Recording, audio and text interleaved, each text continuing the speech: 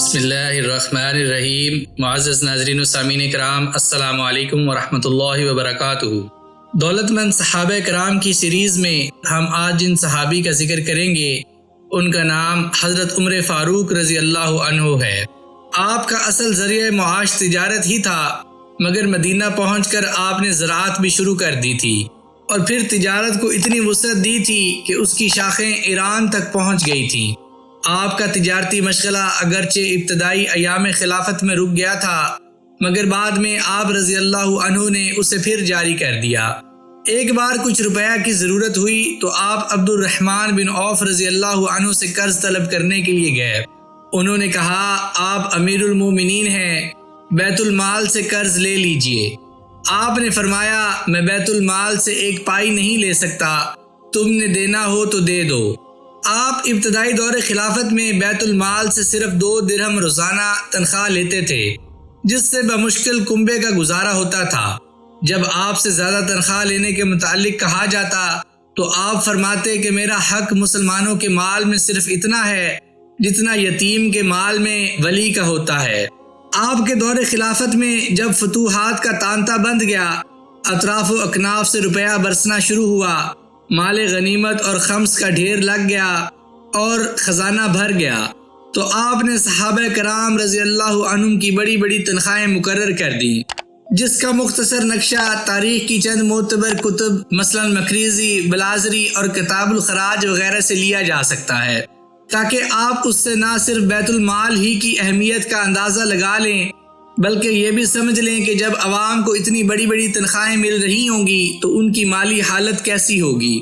حضرت عباس رضی اللہ عنہ 25,000 درہم سالانہ فی کس، ازواج مطہرات رضی اللہ عنہن 12,000 درہم سالانہ فی کس، شرکائے بدر 5,000 درہم سالانہ فی کس، جنگ بدر سے صلح حدیبیہ تک شامل ہونے والوں کو 4,000 درہم سالانہ فی کس، مہاجرین یعنی قبل فتح مکہ تا واقع قادسیہ 3,000 درہم سالانہ فی کس، اہل یمن 4,000 درہم سالانہ فی کس، مجاہدین جنگ قادسیہ و یرموک 2,000 درہم سالانہ فی کس، شرکائے بدر کی بیویوں کو 500 درہم سالانہ فی کس، مختلف اشخاص بلا امتیاز مراتب 300 درہم سالانہ فی کس، عام مجاہدین کی بیویوں کو 200 سے 400 درہم سالانہ فی کس۔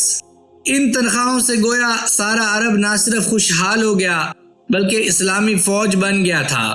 آپ نے غلاموں اور دودھ پیتے بچوں تک کی تنخواہیں اور وظائف مقرر کر دیے اور اس طرح تقریباً 3 کروڑ درہم سالانہ صرف مدینہ منورہ میں تقسیم ہو جاتا تھا۔ یہ اسلامی حکومت کی برکات ہیں۔ جہاں اسلامی حکومت قائم ہوگی وہاں عدل و انصاف، امن و امان اور خوشحالی کا دورہ ہوگا۔ 15 ہجری میں جب سب کے بڑے بڑے وظیفے مقرر ہوئے تو حضرت عمر رضی اللہ عنہ کے لیے بھی 5,000 سالانہ وظیفہ مقرر ہوا، اور یہ وظیفہ اس لیے نہیں کہ آپ مسلمانوں کے خلیفہ تھے بلکہ اس لیے کہ جب تمام بدری صحابہ رضی اللہ عنہ کا 5,000 وظیفہ مقرر ہوا تو آپ کو بھی بدری ہونے کی حیثیت سے 5,000 وظیفہ دیا گیا۔ آپ رضی اللہ عنہ بڑے فیاض واقع ہوئے تھے، خود تو زندگی نہایت سادگی سے بسر کرتے مگر دوسروں کا بڑا خیال رکھتے تھے۔ غزوہ تبوک میں آپ نے اپنا آدھا مال و اسباب مجاہدین کے لیے چندے میں دے دیا تھا۔ یہود بنی حارثہ سے آپ کو ایک زمین ملی تھی جسے آپ نے اللہ کی راہ میں وقف کر دیا تھا۔ اسی طرح خیبر کی زمین بھی جو سب سے زیادہ آباد اور شاداب تھی آپ نے مسلمانوں کے لیے وقف کر دی تھی۔ آپ نے مکہ میں ایک مکان صفوان بن امیہ سے 4,000 درہم میں خریدا تھا۔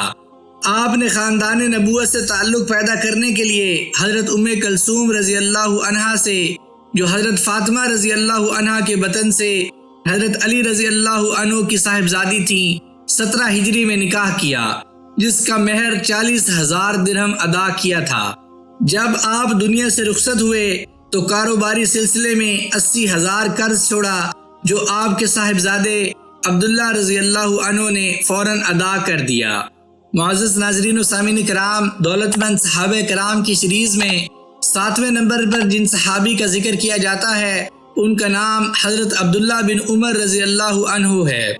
حضرت عمر رضی اللہ عنہ کے زمانے میں جب تمام صحابہ کرام رضی اللہ عنہم کے وظائف مقرر ہوئے تو عبداللہ بن عمر رضی اللہ عنہ کا 2500 وظیفہ مقرر ہوا، جبکہ اسامہ بن زید رضی اللہ عنہ جو غلام کے بیٹے تھے مگر حضور اکرم صلی اللہ علیہ وآلہ وسلم کو پیارے تھے، ان کا وظیفہ 3000 مقرر ہوا۔ آپ نے اس پر اعتراض کیا کہ جب میں دین کی کسی خدمت میں اور جنگ میں ان سے پیچھے نہیں رہا اور میرے والد عمر رضی اللہ عنہ اسامہ رضی اللہ عنہ کے والد زید رضی اللہ عنہ سے پیچھے نہیں رہے تو پھر اس تفریق کا سبب کیا ہے؟